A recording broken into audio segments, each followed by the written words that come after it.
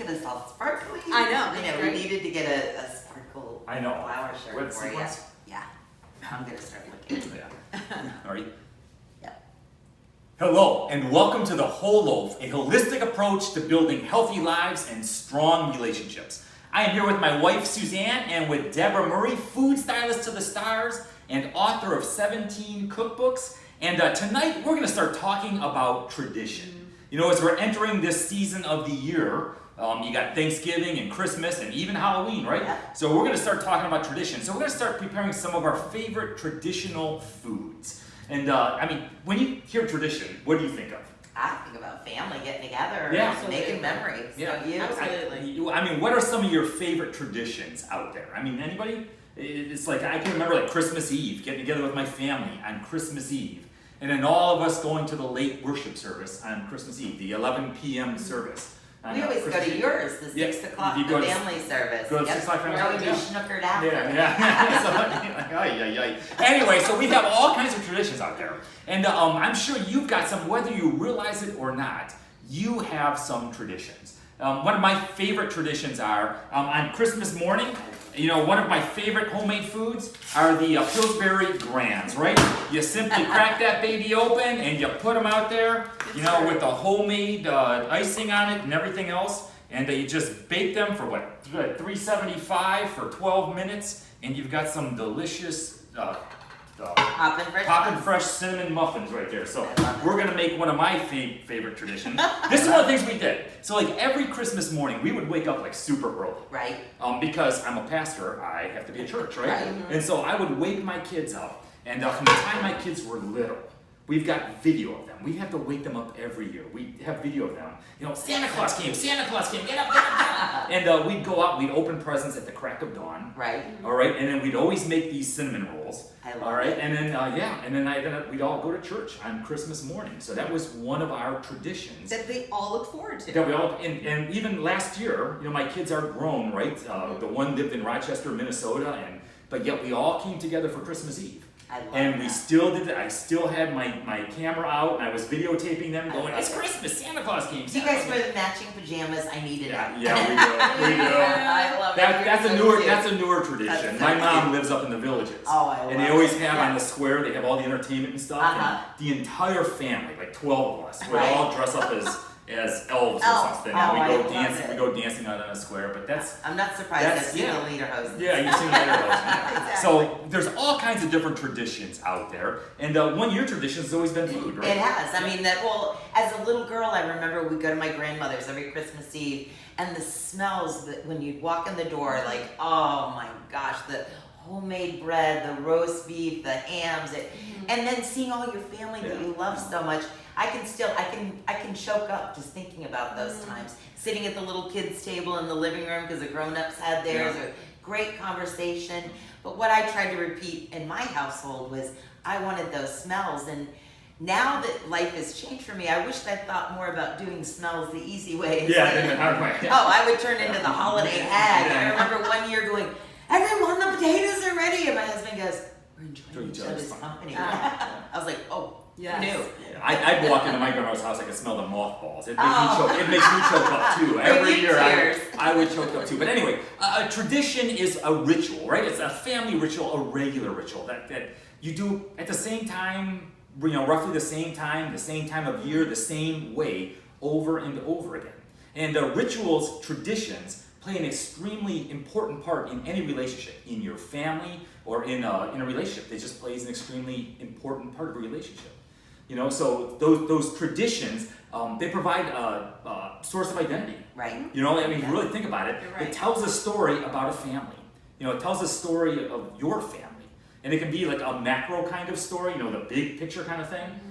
You know, like in my family, I can remember with my grandfather, we would make panchitas, okay, which was basically a crepe.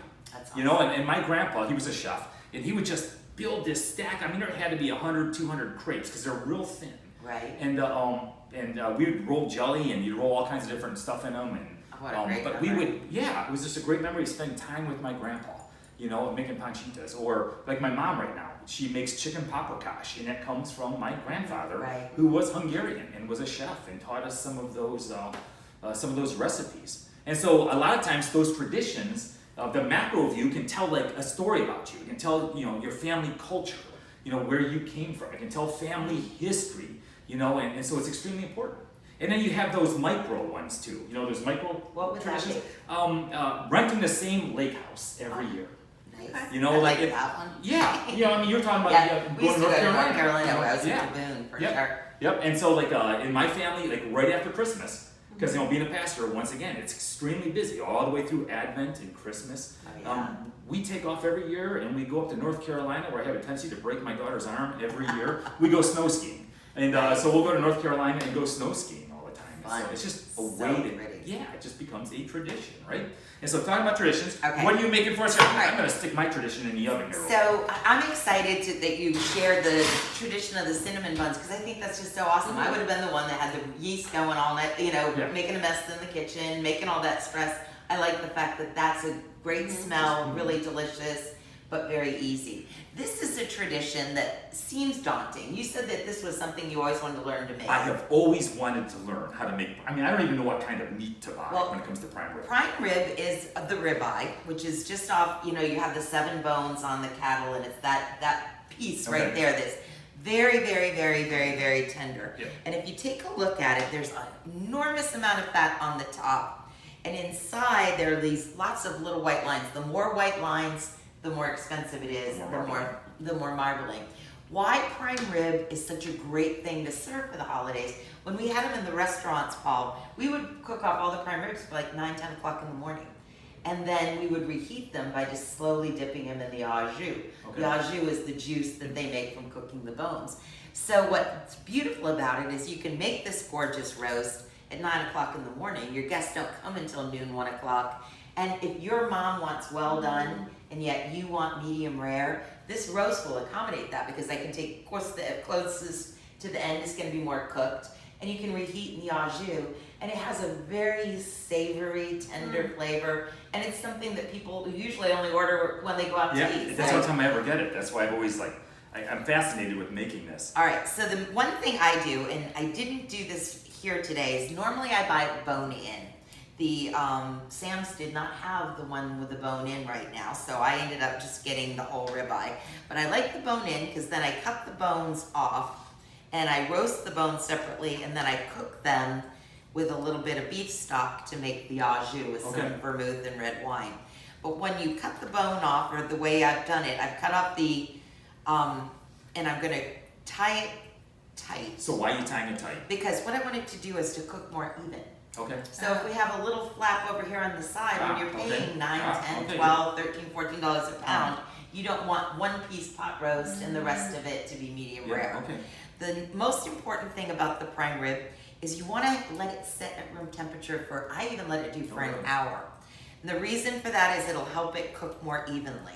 You start your oven at 500 degrees. You want to make sure that the oven is really that hot. Okay. And then you're going to take your roast at room temperature. You can feel it. When I say room temperature, it's not warm to the touch, but it's also not ice cold. So the fats become to the room temperature. It will be a less, what do you call it? It's not going to seize when it goes into the oven. And I'm going to roll it in salt, pepper, and I like to use Montreal steak seasoning.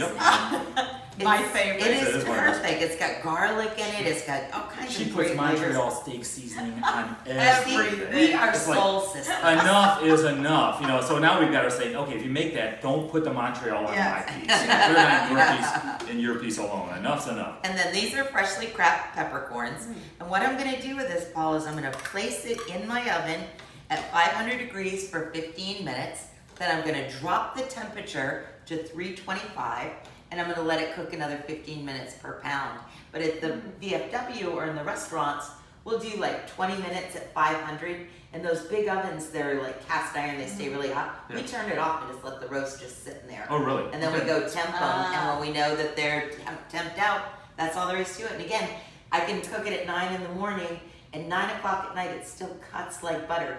The only time it doesn't cut well is right after it cooks. It actually gets you want it to rest. Yeah. And the longer it rests, the better it gets. So how long do you let it rest? I would go at least 20 minutes. Okay. But the longer it rests, the more of its own fat goes back into place. It makes it easier to cut. And when you put it in the au jus, melts like butter. Wait, I'm gonna give you this one to try. So it's kind of interesting too, because I know like the higher the quality of meat, Correct. the more marbling there is in it, right? That's exactly so really, right. the higher the quality of meat, the more fat content there is Precisely. as well. So exactly. the lesser quality meats would be probably lean. would be more lean and more Precisely. healthy. May not be as tasty. And It may not be as flavorful, but it'd be more lean. And what we don't want to eat, Paul, is we're not going to eat that part. Like, we are. obviously, most of us do, Yeah, but that's we not, we're only using Let's be it to honest. tenderize the Yeah. meat. Do you know what I mean? Yeah. Like in an eye round, if you wanted that on there, it wouldn't be there. Like in Britain, they would wrap it in bacon so they would make it be tender, Yeah. you know, because you need the fat for tenderness, but it's not good for our Yeah. hearts. It's not good for our body. It isn't healthy, but it is delicious and a good tradition. Yeah, very good. So like tradition, you know, I've heard the joke that tradition is just peer pressure from dead people. Okay? And you know, and we may think of it like that, but I mean there is a lot of power and importance to tradition. I mean, tradition it strengthens family bonds, right? It builds a stronger connection. I mean, first in our very hurried world, you know, where we live at opposite ends of the country, oftentimes, you know, that tradition brings families together where you can have some face-to-face time. You know, you can look forward to it. You know what's coming, and it's that constant. So even in our world where it seems like so much changes, that tradition can be a constant, and it also shows you that you're part of something unique. You know, it's like you're part of this family, you're part of this unit, and you've got your unique ways of doing things. So tradition provides, you know, identity, right? It's a source of identity for the family. It strengthens family bonds. It can give comfort and security. You know, because once again, there's few constants in this ever-changing, hurried world. And especially for young children, you know, tradition and family rituals provides comfort and security.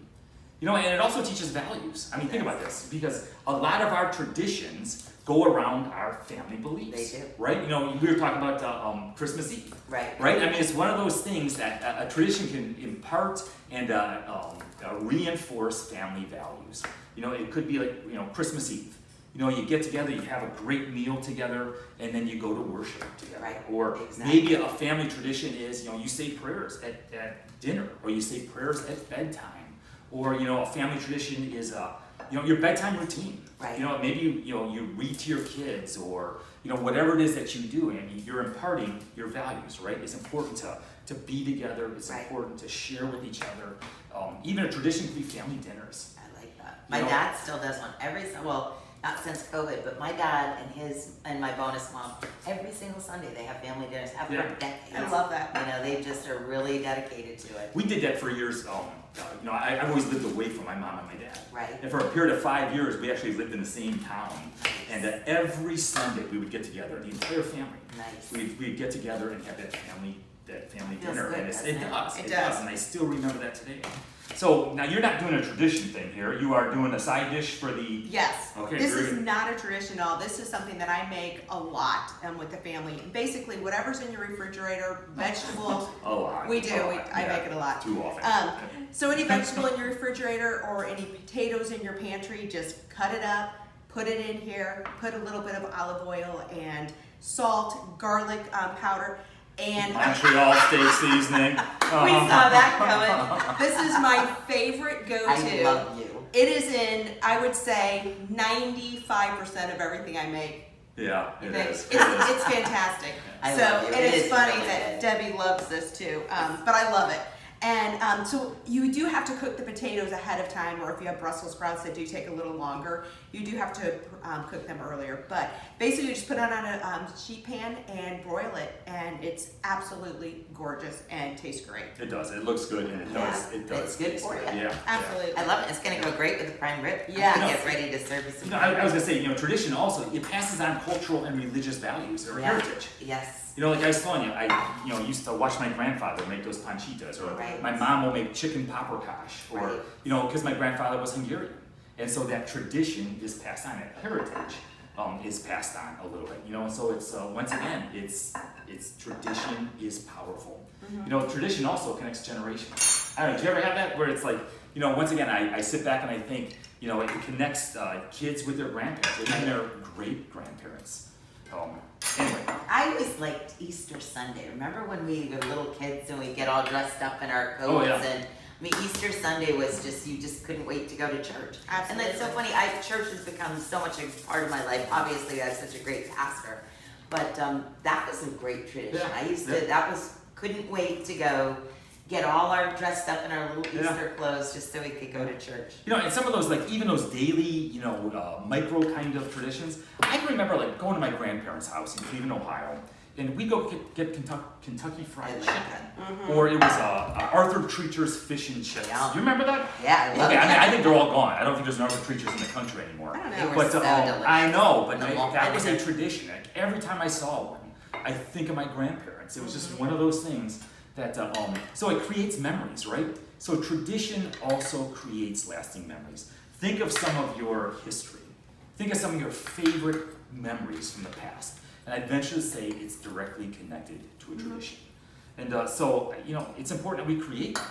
Okay, we need to create the traditions. And for you to create a tradition, oh, look at this, look at this, look at Oh, this. that's This looks beautiful. excellent. You know, for you to create a tradition, you know, find a purpose. You know, what's your purpose in doing it, and make it personal. Okay, so like if you want to impart like a religious belief or you know your faith, you find a tradition that that's important that will help do that. Yes. And then you know make it personal, make it you know important to your family. So I think we should make this a tradition. Yeah, I think we do. I So think we so should too. do this like weekly. Paul, prime rib, Suzanne, veggies. I love That y'all's looks company. beautiful. I love how much You fun see we this have up there? together. This looks excellent. We Is have that the beautiful? You have it. potatoes and the We have that one right roasted there. potatoes. We've got our beautiful roasted vegetables, and done in the au jus. Can you see how it cuts like butter? Yep. It's beautiful. And again, it was really easy. I mean, it's maybe an hour. It was probably an hour and 15 minutes in the oven, an hour prep before the oven. But we could still be doing this at 9 o'clock tonight, and that Yeah. roast will hold up beautifully. If you do a turkey, the skin starts Oh my to God. look all Starts to get wrinkly, dry, yeah. gets dried out. The prime rib is really, I mean, as you saw how That's simple it beautiful. was. Yep. You're gonna cook that other one so you can have that for breakfast. Oh, yeah. See, I get to eat. One of the greatest things about this whole Isn't it thing that we're fun? doing is I get to eat dinner Absolutely. when we do this. So this is And it's amazing how easy it is. Like I think I was 11 when I first started working in the prime rib house in Lakeland, Pisaki, Christmas Island okay. Steakhouse. Okay. And it was one of the very first restaurants where the chef would be in the dining room, and we were world famous for prime rib. And I was learning how to make prime rib before most kids could even do algebra. Yeah. And I've been doing it, and I probably had 1,000 techniques since then, but this one's pretty easy and it works good. Absolutely. Very good. That is It's- wonderful. this is excellent. So traditions are extremely important. And I just want to kind of share with you real quick that traditions can change, right? I mean, traditions have a lifestyle or a life cycle. And some of the traditions that you had when you were younger and some of your favorite memories, they change because life changes, right? Yeah. And so sometimes, you know, even though we want to perpetuate a tradition, you can't necessarily do it. Right. And so, like, when you go to create traditions with your family, I was just talking to a young family the other day, and Christmas is coming up, and now they have young kids, Right. and they've got, you know, they've got 2 sets of grandparents, and they got, you know, and it's like you need to develop your own tradition. Right. Okay. And so, as a family unit, what are some of your traditions? And you can always kind of incorporate stuff from the past. Right. Okay. You know, but you got to create something new as well. Yeah. And so, like, sometimes when you know, one of the issues that a lot of young couples have is when they first get married, they have this way of doing things that they were taught, that they Right. were used to, that was Right. tradition and important to them. Mhm. And then you got to meld the two together. So Yeah. part of that is just sitting down and talking it out and saying, okay, this is something we'd like to keep, Right. and this is something that maybe, you know, we won't. We'll start something new. And hopefully the families will work with that. Like I've seen young Yes. families It where, can be tough. yeah, I remember the first year that Navarre and Tyler weren't going to be home for Christmas. I Yeah. remember, you know, That I was knew hard. it was that they have to have their own, but things Uh-huh. change, Yeah. you know. And it's So, hard, isn't it? Yeah, It's hard. It's hard when those traditions change. It's hard when those Oh. kids grow up. It is. It is. It is. It Yeah. is. You know, it's like even this upcoming Christmas, I'm sitting back thinking, not both my kids may not be home this Christmas because of work, you know, responsibilities and everything else, and they just may not be here. And That's so tough. those traditions begin to change. Yep. And so create new traditions. All right. And so you know, be conscious about it, talk it out, and create those traditions that are going to build those memories, that are going to strengthen those family bonds, right? And it could be as simple as what? Uh-oh. Eating some of these delicious. Oh, I eating love some of it. these delicious Those look Keep gorgeous. it Cinnamon simple. I rolls. love it. That's right. Keep it simple so you can enjoy the family. Exactly. And, No more holiday hags. No more holiday hags. It smells delicious. It looks good. Yep. And I know full well that neither one of these two are going to eat any of these, so No. I will get them all. He will. I wish. Yeah. If Anyway, I could have carbs and look like Yeah. them, Yes. then that would be a perfect I world. just wear baby shirts. Anyway. All right. Hey, thank you very much for joining us. You have a great day, and God bless. I never got Hope to it show starts off along. my vegetables. Oh, we'll use it for the beauty shot.